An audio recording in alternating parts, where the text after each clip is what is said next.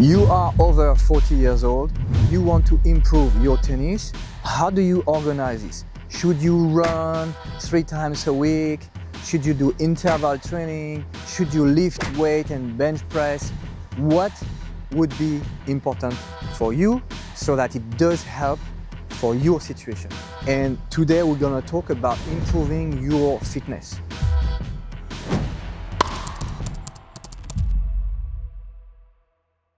If you don't know me, my name is Benoit. I'm an ATP coach. I help players to go to the top. The most famous now is Arthur Ferry. I've been coaching him since 2017. So basically from 0 to 150. And now I'm a consultant for his team, while he has another coach that is full-time with him. I'm also helping amateur players online to improve with their tennis, and mostly with video analysis and the mental side of it. Having said this, fitness is a very important component in tennis. And the question is, what should you do? So let's go with this video. It's not about the fancy exercise, the Instagram thing that nobody does and that would change your life. No, it's not this. Or the video about a special concept. No, it's not this either. It's about understanding the principles, and then after this you will find your exercise and you will select what's best for you. But most important is a principle. It's a principle so that you can personalize, and this is the biggest thing in my training. I personalize training for everybody that is in front of me. All right, so let's dive into it. So the first thing to train as a 40 plus years old is the elephant in the room is to not getting injured. So how do you do this?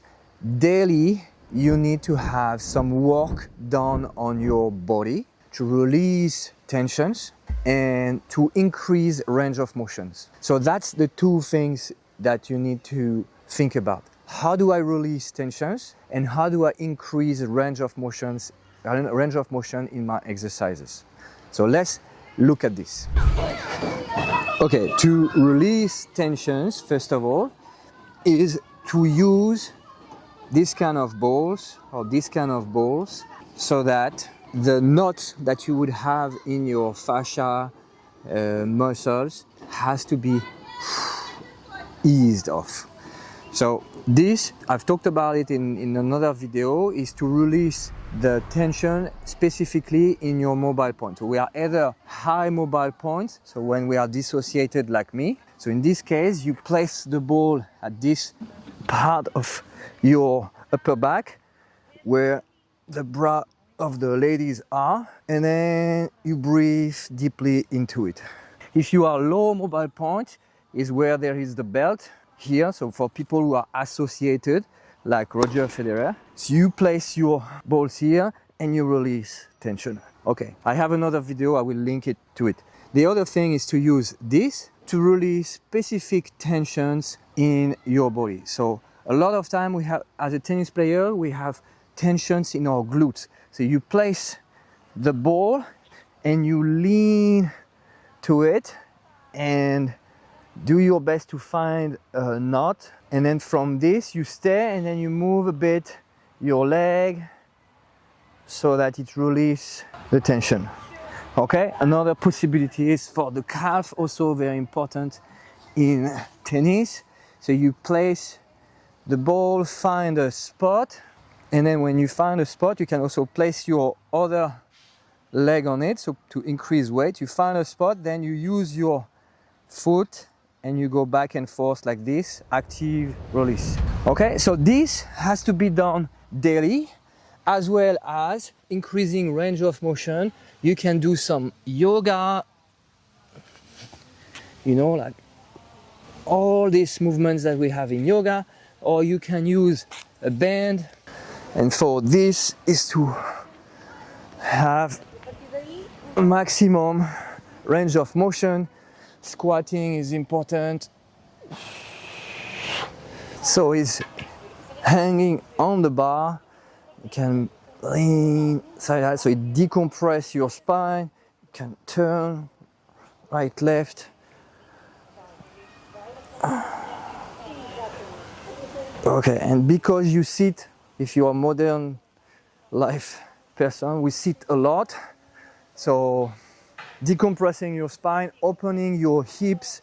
So with exercise to open back your hips.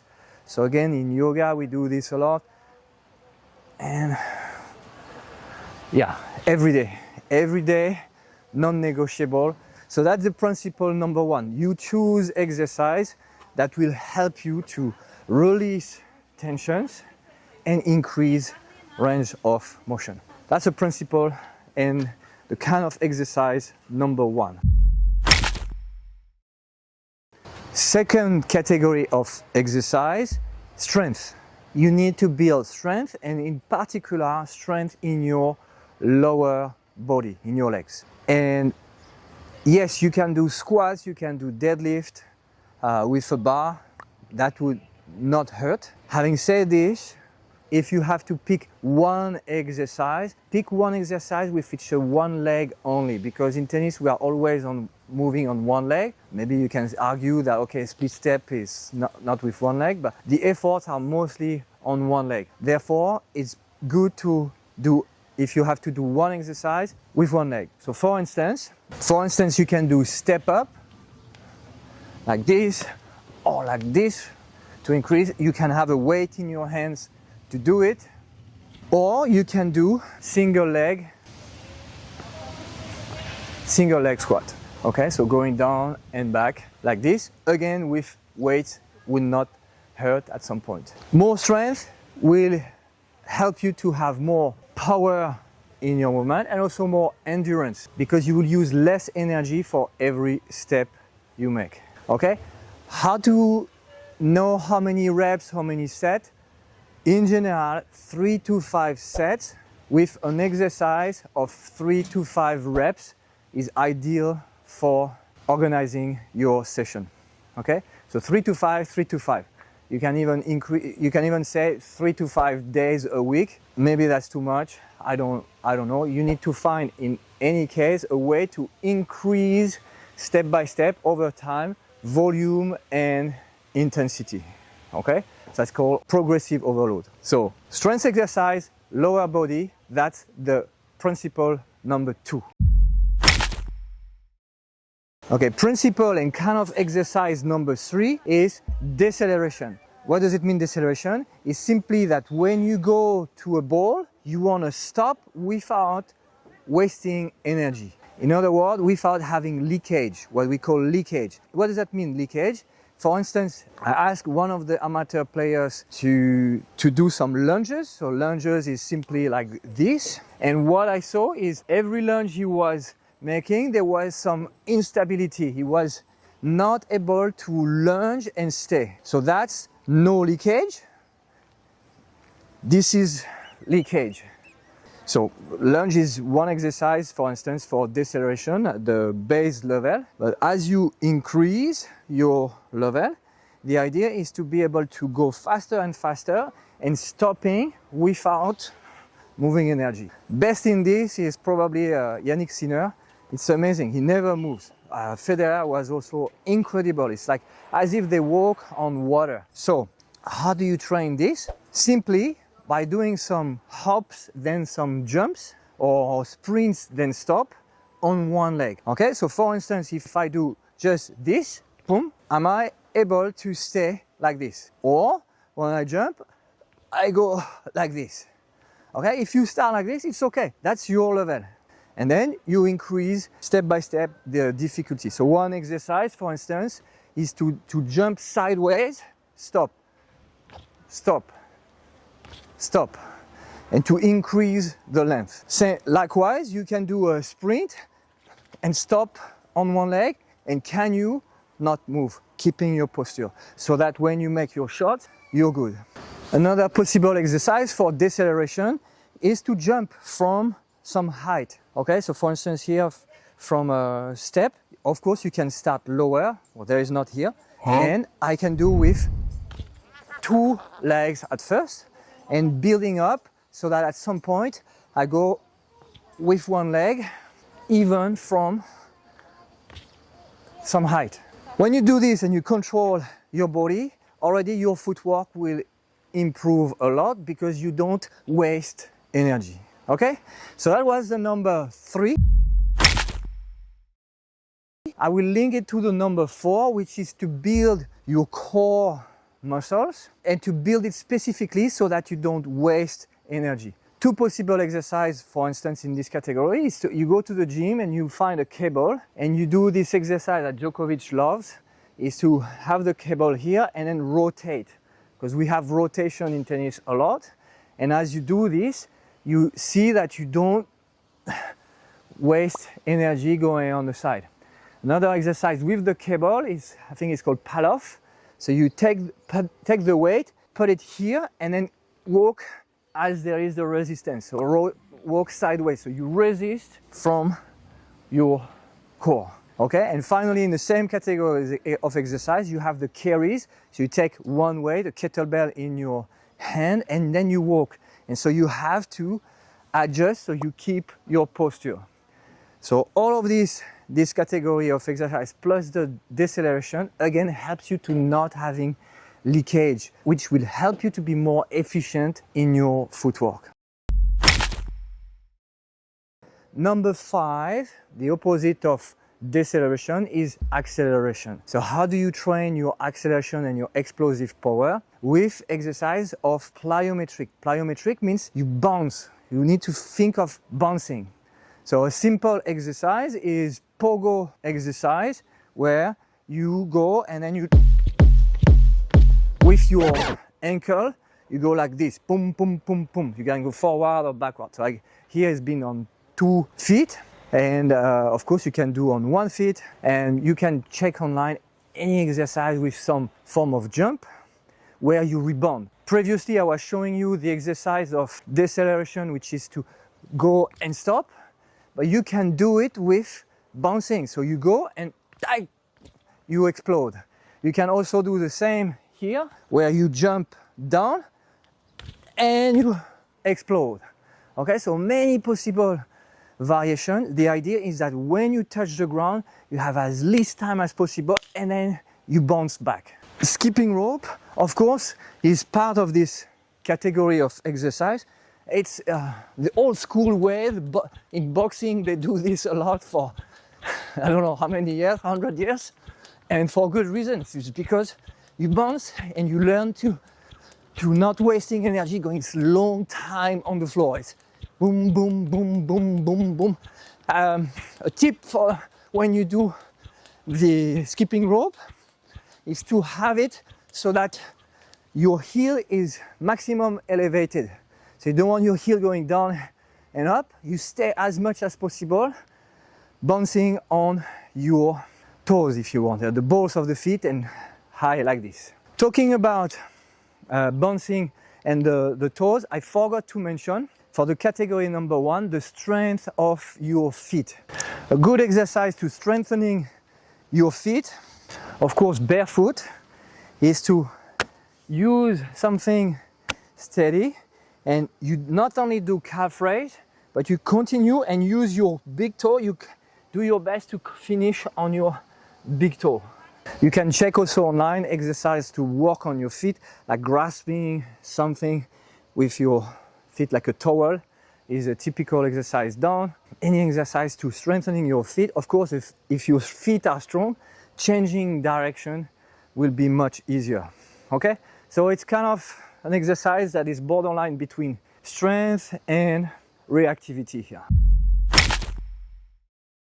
Principle number 6, building your endurance. So how to build your endurance for a tennis player? I recommend once a week easy cardio zone 2. Zone 2 means very low, where you can talk easily with a friend for 40 minutes.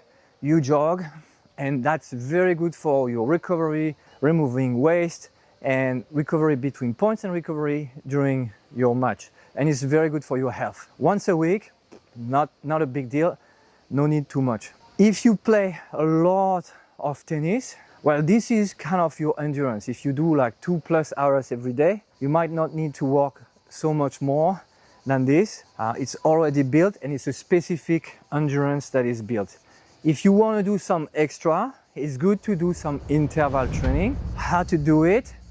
You can do it in many possible ways. For the pros, they use Versa Climber because it works on arms and legs at the same time, and it's the exercise that sends your heart rate the most to the roof. Some people like to do some run over the track, 200 meters.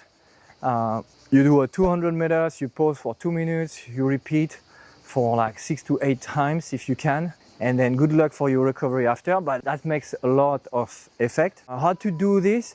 Well, some of the best work to rest ratio are 10 seconds of sprint every minute. So you do an exercise of 10 seconds, you wait for 50 seconds and you repeat. See how many times you repeat. As soon as your explosivity decrease, your speed decrease, stop, end of the training.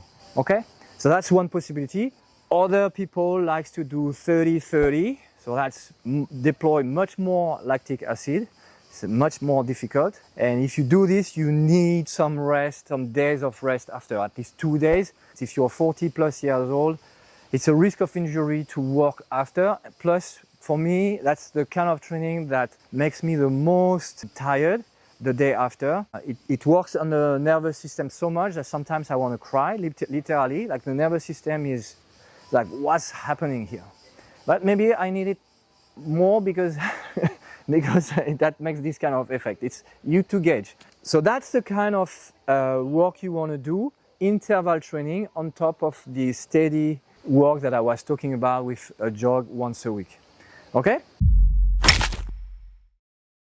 Finally, optional, principle number 7, if you want to work on your upper body strength, okay, because it feels good, because you want to feel stronger for your serve, well, not a bad idea also to have a better posture. Exercise like pull-ups, exercise like press, especially military press or kettlebell press, and they're not going to hurt, okay? That's pretty good. Plus any exercise we have some grip, so we already have the carries of some grip, will protect your shoulders, or pull-up will protect your shoulders. All right, that's it for organizing your training if you're over 40 years old. If you want more details and personalized details about how you can do it specifically for you, I invite you to contact me and to do some coaching with me. We will take care of your fitness, even though this is not the core of my coaching. Again, the core of my coaching is to organize your training so that you play in a way that fits you, your natural tennis. I wrote an ebook, Your Natural Tennis, to understand that we are all different and we all move differently. So the goal is not to copy a specific way that would be the way of doing a forehand and backhand. No, it's to find out what corresponds to you, what is close to your motor signature. So that's a core pillar of my coaching, as well as the mental side of it, so that you don't waste energy with negative self-talk. I put a link on the self-talk video I did very recently, so you understand a bit more what I mean. In any case, enjoy your training. If you have any question, please feel free to contact me. Enjoy.